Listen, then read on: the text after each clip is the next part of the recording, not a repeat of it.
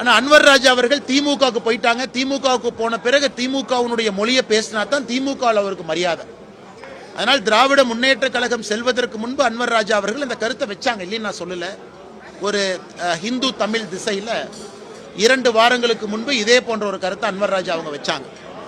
ஆனால் அன்வர் ராஜா அவர்களுடைய தனிப்பட்ட உள்ள குமுறலாகத்தான் நாங்கள் அதை பார்க்கின்றோம். இன்னைக்கு திராவிட முன்னேற்ற கழகத்தில் சேர்ந்த பிறகு திமுகவினுடைய பாஷையத்தான் அவங்க பேசுறாங்க, புதிதாக எதுவும் இல்லை. அதனால் அவர் பேசிய கருத்தை நாம் சீரியஸாக எடுத்துக்க வேண்டிய அவசியம் இல்லைங்கன்னா, பாரதிய ஜனதா கட்சியை பொறுத்தவரை நாம் இந்தியாவில் எத்தனை இடத்துல கூட்டணியில் இருக்கிறோம், அந்தந்த கட்சிகளுக்கு உரிய முக்கியத்துவமும் மரியாதையும் கொடுக்கிறோம். பீகார் உட்பட ஜனதாதள் கட்சி நிதிஷ்குமார் அவங்க நீங்க பார்க்குறீங்க, எல்லா மாநிலத்திலும் கூட அன்வர் ராஜா அவர்கள் அவருடைய தனிப்பட்ட காரணத்திற்காக திமுகவில் இணைந்திருக்கின்றார். இதுல பாரதிய ஜனதா கட்சியின் மீது குற்றம் சுமத்துவது முறையல்ல.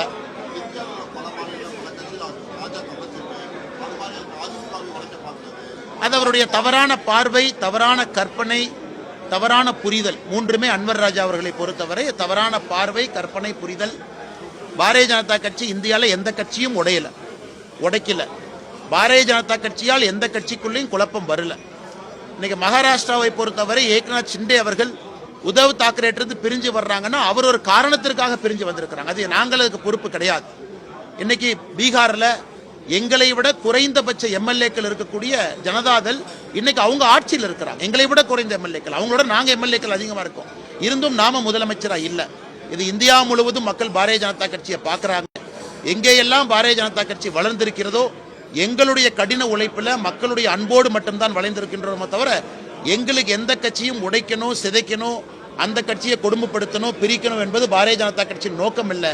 தனிப்பட்ட காரணத்திற்கு ஒருத்தவங்க இன்னொரு கட்சியில் இணையும் பொழுது குற்றச்சாட்டு சொல்வதற்காக சொல்லுகின்றார்கள். அதில் எந்த உண்மையும் இல்லை என்பது மக்களுக்கு தெரியும்.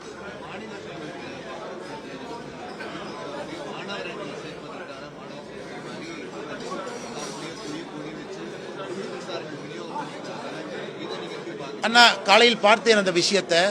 திராவிட முன்னேற்ற கழகத்தை பொறுத்தவரை தவறாக எல்லா இடத்துலையும் உங்களோடு ஸ்டாலின் என்கின்ற பெயரில் சாதாரண மக்களை கட்சியினுடைய உறுப்பினராக இணைக்க முயற்சி பண்றாங்க. பல இடத்துல பார்க்குறோம். வெளியே பூத்து கமிட்டியில் சேர்க்க பார்க்குறாங்க. இது ஒரு பக்கம்.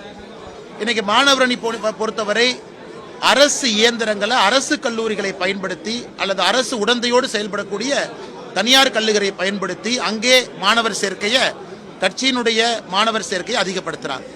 இது தெளிவாக எதை சொல்லுகிறது என்றால், இன்னைக்கு திராவிட முன்னேற்ற கழகம் மக்கள் மனசுல இல்லை என்பது தெல்ல தெளிவாக தெரிகிறது. இதன் போன்ற கவர்ச்சிகரமாக ஒரு விஷயத்தை நடத்தி பொய்யான பிரச்சாரங்களை வைத்து மக்களை சேர்க்கிறாங்க. அதிலே திராவிட முன்னேற்ற கழகம் தோற்க ஆரம்பித்து விட்டது என்பது வெட்ட வெளிச்சமா இருக்கு.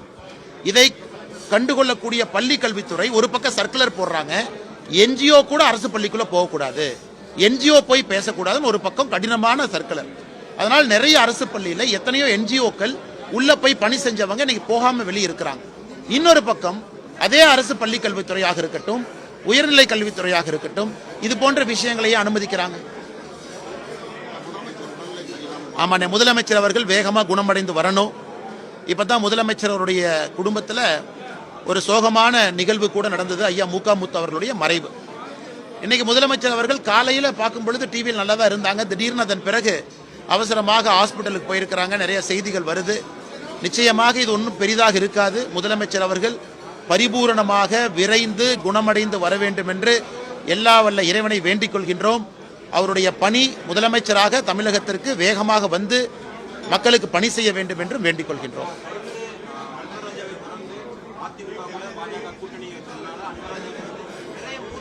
அண்ணா, நான் எப்படி கருத்து சொல்ல முடியுங்கண்ணே? அன்வர் ராஜா அவர்கள் சொன்ன கருத்து பொய்ன்னு நான் சொல்லிட்டேன். அன்வர் ராஜா அவர்கள் சொன்ன கருத்தில் எந்த உண்மையும் இல்லைன்னு சொல்லிட்டேன். அன்வர் ராஜா அவர்கள் தன்னுடைய தனிப்பட்ட காரணத்திற்காக திமுக இணையறாங்க, பழைய பாரதிய ஜனதா கட்சியின் மீது போடுறாங்கன்னு சொல்லிட்டேன். மற்றபடி இவங்க இணைவாங்க, அவங்க இணைவாங்க, அதற்கு நாங்கள் எப்படி பொறுப்பேற்க முடியுங்கண்ணா?